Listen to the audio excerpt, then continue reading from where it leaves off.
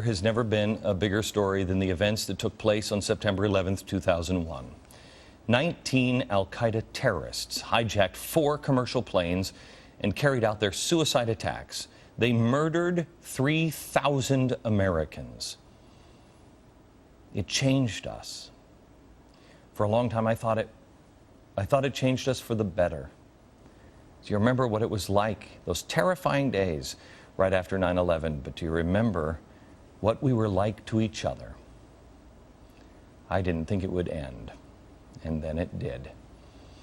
Before 9/11, and me included, we were complacent. We took our security and our freedoms for granted. We just assumed that our freedom would always be here, that America could never change.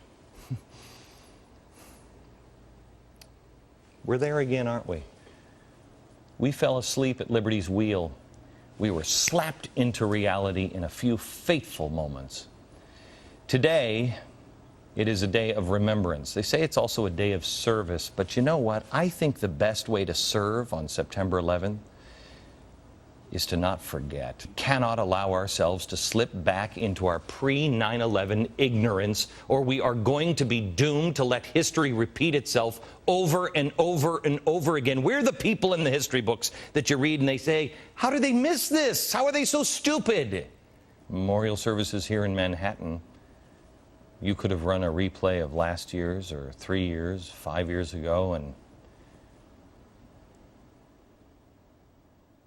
Ground Zero, to me, looks exactly the same as it did. After we went and we marked the 1-year anniversary, I can't help but notice the hole in the ground where the World Trade Centers once stood so proud and mightily. It's still just a hole in the ground. Year after year after year after year. I have too little time in this country to construct a high-rise building? Is this really the best that we can do? They started building this in 1931. They finished it 5 years later. Over 100 people died building that dam. You know why? When Americans want to do something, we find a way to get it done. When we built the Empire State Building, people were throwing hot rivets of steel at each other. It's who we are. I almost said, maybe it's who we used to be, but I know that's a lie. It's who we are.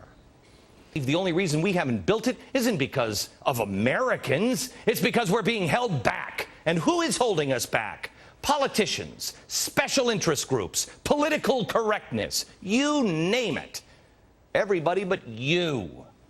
You know why we're not even calling it the Freedom Tower anymore? It's going to be One World Trade Center. One World. Isn't that great? Oh, might be too offensive to call it a Freedom Tower. We sure wouldn't want to have anybody offended by that.